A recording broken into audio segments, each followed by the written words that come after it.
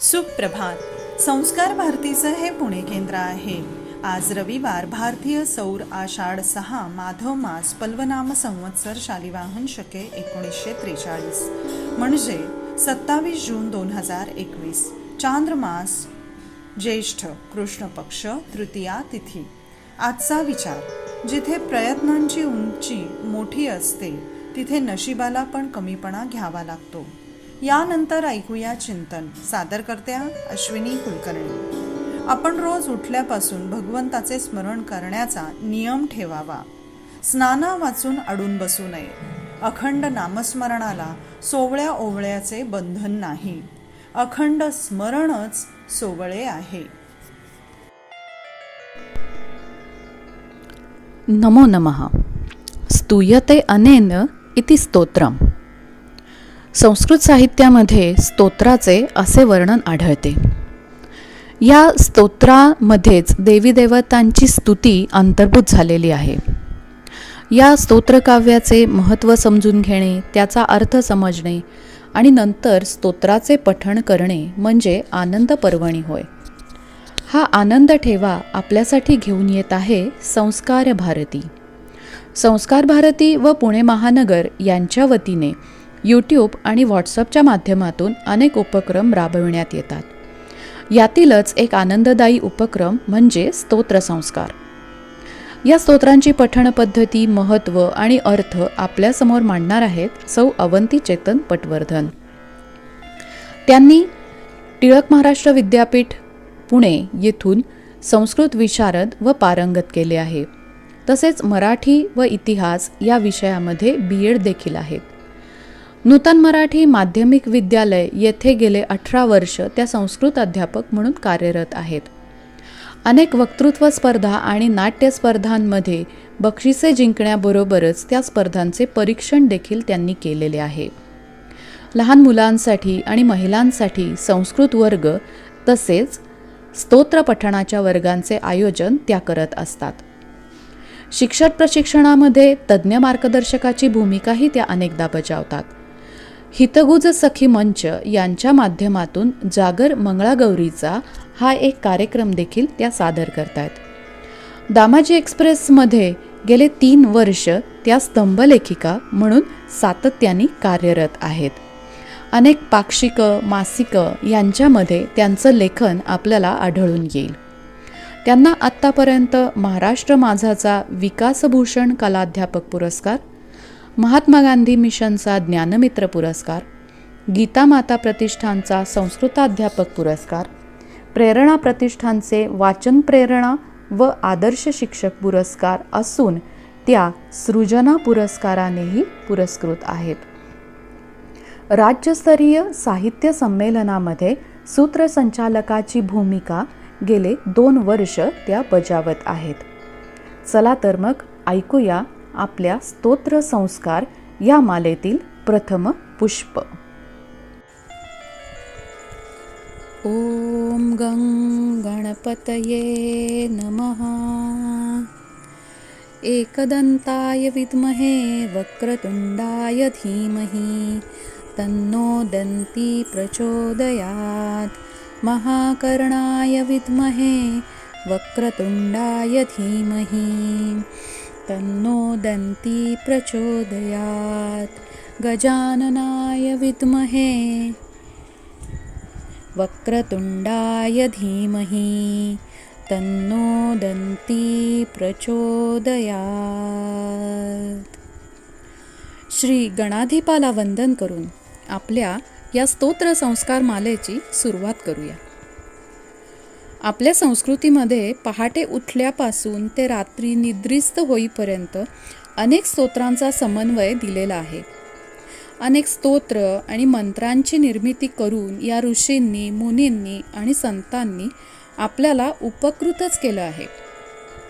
विशिष्ट अक्षरांची मिळवणी केल्यानंतर त्याच्यामधून निर्माण होणारे जे ध्वनितरंग असतात, जे मानवाला शारीरिक आणि मानसिक लाभ प्राप्त करून देतात, तेच आपली स्तोत्र होय. या स्तोत्रांमध्ये विशिष्ट ध्वनितरंगांची उन्नती हे विज्ञान लक्षात घेतलेलं आहे.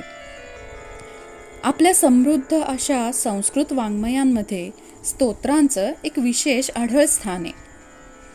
ही देवदैवतांची स्तुती अर्थ समजून घेऊन जर आपण पठण केली तर आपल्याला अतिशय आत्मानंद मिळतो.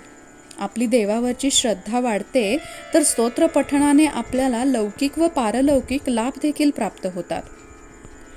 स्तोत्रांची जी वर्ण अक्षरं आहेत ना, त्यांच्या साहाय्याने माणसाच्या शरीरातील निरनिराळी चक्र आणि सुप्त शक्ती जागृत होतात, असं देखील संशोधकांचं म्हणणं आहे. अशाच अनेकविध स्तोत्रांचे अनुभव आपण अनेकांकडून ऐकले असतील किंवा काही जणांनी स्वतः प्रत्यक्षात सुद्धा घेतले असतील. आता अशा प्रकारे ही नुसती स्तोत्रांची महती सांगत बसण्यापेक्षा आपण ती प्रत्यक्षात पठणाच्या माध्यमामध्ये उतरवूया. ही स्तोत्र खूप सोप्या पद्धतीनं पठण केलेली आहे. तसाच त्याचा थोडा थोडा भावार्थ समजल्यावर सुद्धा ती म्हणण्याची आनंद अनुभूती आपण घेऊ शकतो. सर्वप्रथम आपण गजाननाला वंदन करून आपल्या या स्तोत्र संस्कार मालेसाठी शुभाशीर्वाद प्रार्थूया. महागणेश पंचरत्न स्तोत्र. आद्य श्री शंकराचार्य यांनी रचलेलं महागणेश पंचरत्न स्तोत्र पठणाने आणि त्याचा अर्थ समजून घेण्याने आपण या आपल्या स्तोत्र संस्कार मालेचा आरंभ करूया. मुदाकरात् मोदकं सदा विमुक्तिसाधकं कलाधरावतंसकं विलासिलोकरक्षकं अनायकैकनायकं विनाशितेभ्य दैत्यकं नताशुभाशुनाशकं नमामि तं विनायकं नमामि तं विनायकं. ह्या महागणेश पंचरत्न स्तोत्रात शंकराचार्यांनी गजाननाची विविध रूपं वर्णन केली आहेत. सगळ्यात पहिल्यांदा ते म्हणतात की असा गजानन ज्याने स्वतःच्या हातामध्ये आनंदाने मोदक धारण केलाय. हे जे आनंदाने धारण केलेला जो मोदक आहे त्याच्यामधलं जे सारण आहे की ज्याच्यामध्ये खोबरं आणि गुळाचा वापर केला जातो ते बुद्धिवर्धक आहे. गजाननाला बुद्धीची देवताच म्हणतात, त्यामुळे आनंदाने मोदक त्यांनी हातामध्ये धारण केलेला आहे, यात नवलच नाही. जो त्याच्या भक्तांचं मोक्षाचं साधन आहे तसाच तो भालचंद्र आहे, म्हणजे त्याच्या मस्तकावर चंद्राची कोर देखील शोभून दिसते. भक्तीच्या विलासामध्ये रममाण झालेले जे लोक आहेत ना, त्या भक्तांचं संरक्षण तो करतोच. अनाथांचा नाथ आहे, त्यांचं देखील संरक्षण करतो. अहो, त्यांनी सिंदूर दैत्याचा नाश केला. असा हा गजानन त्याच्या चरणी नस्तमस्तक झालेल्या प्रत्येक जीवाचं पाप सत्वर नाहीचं कसं होईल हे पाहतो. आणि असा जो विनायक आहे ना, त्या विनायकाला मी नमस्कार करतो. न ते तराप्तिभीकरं नवोदितार्कभास्वरं न मत्सुरारिनिर्जरं न ताधिकापदुत्थरं सुरेश्वरं निधीश्वरं गजेश्वरं गणेश्वरं महेश्वरं तमाश्रये परात्परं निरंतरं. हा गजानन गर्वाने उद्धट झालेल्या लोकांसाठी भयानक आहे. त्याची कांती जर आपण पाहायला गेली तर उदयाला येणाऱ्या भास्कर बिंबासारखी तेजस्वी. नम्र झालेल्या देवांच्या शत्रूंना, दैत्यांना तो जर्जर करून सोडतोय आणि शरण आलेल्या भक्तांना अनेक संकटापासून देखील मुक्त करतोय. त्याला सुरेश्वर, निधीश्वर, गजेश्वर, गणेश्वर, महेश्वर असं देखील म्हणतात. आणि असा अत्यंत श्रेष्ठ असलेल्या गणपतीचा मी निरंतर भक्तीच्या माध्यमातून आश्रय घेत आहे. समस्त लोक शंकरं निरस्त दैत्य कुंजरं दरे तरोदरं वरं वरे भवक्त्रमक्षरं कृपाकरं क्षमाकरं मुदाकरं यशस्करं मनस्करं नमस्कृतां नमस्करोमि भास्वरम्. असा हा गणेश सर्व जीवांचं कल्याण करतो. त्याने हत्तीसारखे प्रचंड मोठ्या असुरांचा नाश केलाय. त्याचं उदर विशाल आहे, मुख हत्तीसारखं भव्य आहे. तो प्रत्यक्ष स्वरूपात अक्षर ब्रह्म ओंकार स्वरूप आहे. तो कृपाळू आहे, क्षमाशील आहे, आनंददाता आहे, यशदाता आहे. जो कोणी त्याला नमस्कार करतो त्याचं मन तो अत्यंत शुद्ध आणि गुणसंपन्न करतोय. तर अशा या तेजस्वी गजाननाला मी अंतःकरणापासून नमस्कार करतो आहे. अकिंचनार्तिमार्जनं चिरन्तनोक्तिभाजनं पुरारि पूर्वनन्दनं सुरारि गर्वचर्वणं प्रपञ्चनाशभीषणं धनञ्जयादिभूषणं कपोलदानवारणं भजे पुराणवारणं.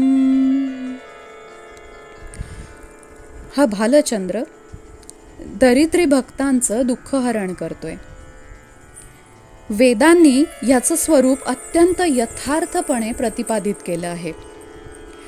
जो शंकराचा सर्वमान्य सुपुत्र आहे, जो दैत्यांचं गर्वहरण करतो, जो प्रपंचाचा संसारांचा ध्वंस करणाऱ्या महाभयंकर शत्रू आहे, जो अग्न्यादी देवतांचं भूषण आहे, गंडस्थलातून कपोलभागी स्रवणाऱ्या दानोकदानाला आपल्या सोंडेने तो वारंवार पुसतोय आणि अशा नूतन दिसणाऱ्या सनातन अनादी अशा गणरायाला मी पुन्हा एकदा मनोभावे भक्तिभावाने नमस्कार करतो.